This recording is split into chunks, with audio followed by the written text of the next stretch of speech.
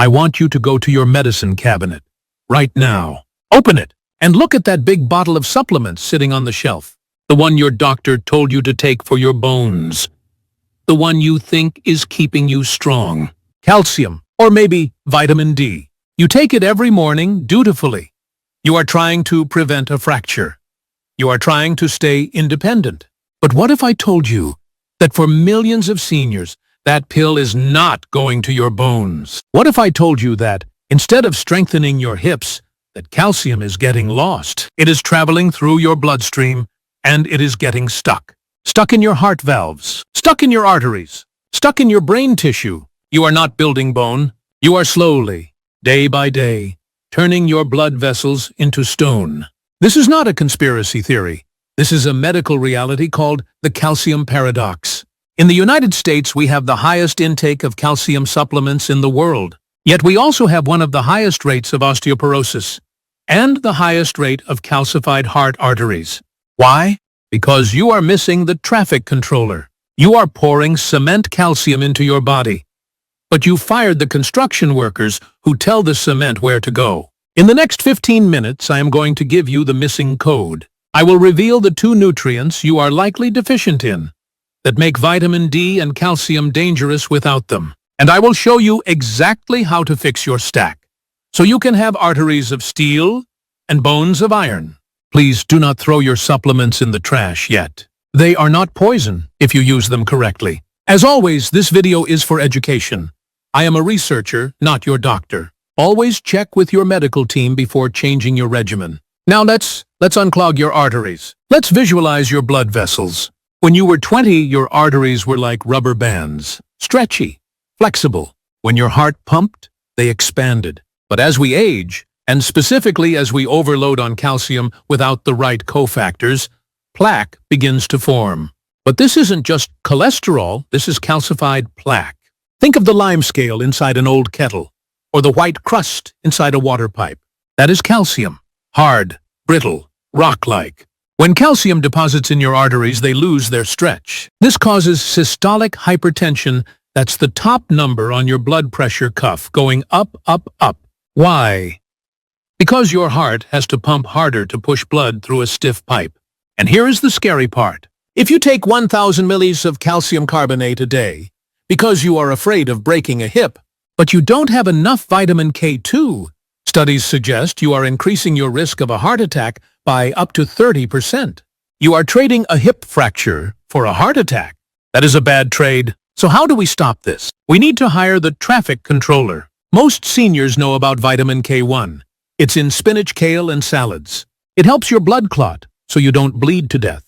But vitamin K2 is a completely different animal, and 90% of modern American diets are deficient in it. Here is the magic mechanism. When you take vitamin D, your body produces a special protein called osteocalcin and another called matrix GLA. Think of these proteins as little taxi cabs. They are waiting to pick up calcium and drive it into your bones. But without vitamin K2, those taxi cabs have no gas. They sit there, useless. The calcium wanders around the streets, your blood vessels, and eventually parks illegally on the side of the road, your artery walls. Vitamin Q activates the proteins. It turns the key. It grabs the calcium from the soft tissue and physically drags it into the bone matrix where it belongs. Now you might be asking, Doctor, I eat healthy. Don't I get enough K2? Probably not. K2 is found in fermented foods and animal fats, things we have been told to avoid. Natto fermented soy tastes terrible to most Americans, but it is the king of K2. Goose liver pate, high-quality Gouda or brie cheese, egg yolks from pasture-raised chickens. If you are eating low-fat, you are likely K2 deficient. I want to pause here. This is important. Have you ever been told you have calcification or kidney stones? Kidney stones are just calcium that got lost. Type traffic controller in the comments if you understand why K2 is so important. Type it now so you remember it. Traffic controller. Now let's talk about the second mistake. Vitamin D toxicity. Wait, you say. Everyone says take more vitamin D. Yes, but vitamin D is not a vitamin. It is a hormone.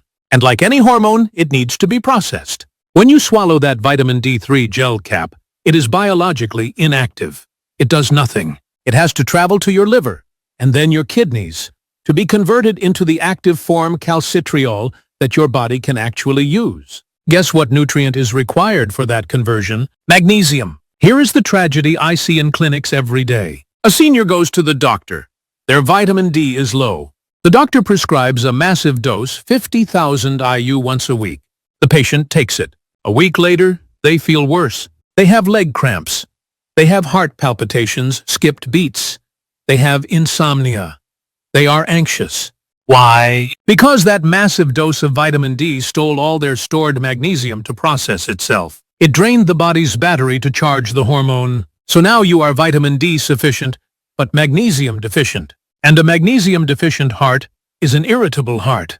Does this sound familiar? You lie in bed at night? You are tired, but your legs won't stop twitching, or your eyelid is twitching. That is your body screaming, I need magnesium. If you are taking vitamin D, see, you must have magnesium on board. They are married.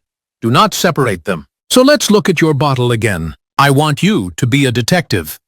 Here are the 4 combinations that signal you are doing it wrong. 1. The naked calcium pill. If your bottle says calcium carbonate and nothing else, that is basically sidewalk chalk. It is poorly absorbed, causes constipation, and spikes blood calcium too fast. Look for calcium citrate or calcium hydroxyapatite from bone source. And never take more than 500 milligauges at once. Your body can't absorb more than that. 2. The Lone Ranger vitamin D. If you are taking 5,000 IU or 10,000 IU of vitamin D3, and you are not taking K2, you are risking toxicity. Look for a supplement that says D3 plus K2 MK7. They often come together now. The golden ratio is usually 100 mcg of K2 for every 5,000 IU of D3. The morning coffee mistake. You take your vitamins with your coffee. Coffee is a diuretic. It flushes magnesium and calcium out of your urine before you absorb it. Take your minerals with lunch or dinner. So, the iron war. If you are anemic and take iron, never take it with calcium. They fight for the same absorption door in your gut. Calcium wins and the iron is blocked. Separate them by 4 hours. Okay, doctor, I am confused. What should I actually do? Here is a simple 3-step protocol for the average healthy senior who wants strong bones and a clean heart. Step 1. Food first. The Swiss cheese rule. Try to get your calcium from food, not pills. Why? Because food calcium comes packaged with nature's inhibitors, preventing calcification. Eat Swiss cheese loaded with K2 and calcium. Eat sardines with the bone. Eat yogurt. If you eat 2 to 3 servings of dairy or leafy greens a day, you might not need a calcium pill at all. Step 2. The D3-K2 combo. If you supplement D, find a brand that includes K2-MK7. MK7 is the long-lasting form of K that stays in your blood for 24 hours. Note, if you are on Warfarin Coumadin, you must talk to your doctor about K2 as it affects your INR. This is non-negotiable. Step 3. The magnesium nightcap. Take magnesium glycinate or magnesium citrate at night, about 200 millimolars to 400 ml 1 hour before bed. Why at night? Because magnesium relaxes your muscles and your nervous system. It helps you sleep deeper, while it helps your body process the vitamin D you made from the sun that day. And step 4. The best source of vitamin D doesn't come in a bottle. It's outside your window. Sunlight. When you make vitamin D from the sun, your body has a built-in safety switch. It never makes toxic levels. It creates sulfated vitamin D, which is water-soluble and travels freely in your blood. I challenge you, tomorrow morning, before 10 a.m., go outside, roll up your sleeves, expose your skin for 15 minutes. No sunscreen for just 15 minutes. Feel that warmth. That is your arteries relaxing. That is your nitric oxide boosting.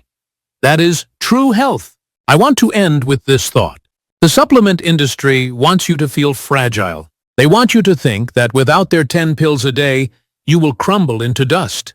That is not true. Your body is resilient. It knows how to heal. It just needs the right tools. It needs the bricklayer calcium, but it also needs the traffic controller K2 and the energy source magnesium. Don't just swallow pills blindly. Read the label. Check the ingredients. Be the CEO of your own health. Now I have a favor to ask. I want you to look at the comments section below. I want you to leave a comment telling me what is one thing you are changing in your supplement routine after watching this. Are you adding magnesium? Are you buying K2? Or are you throwing away the chalk calcium? Share your story. Your comment might help someone else realize they are making a mistake. If this video saved you from a potential heart issue, please like it so YouTube shows it to more seniors. Click subscribe and ring the bell. We are building a movement of smart, informed agers. You are strong, you are capable, and now you are informed.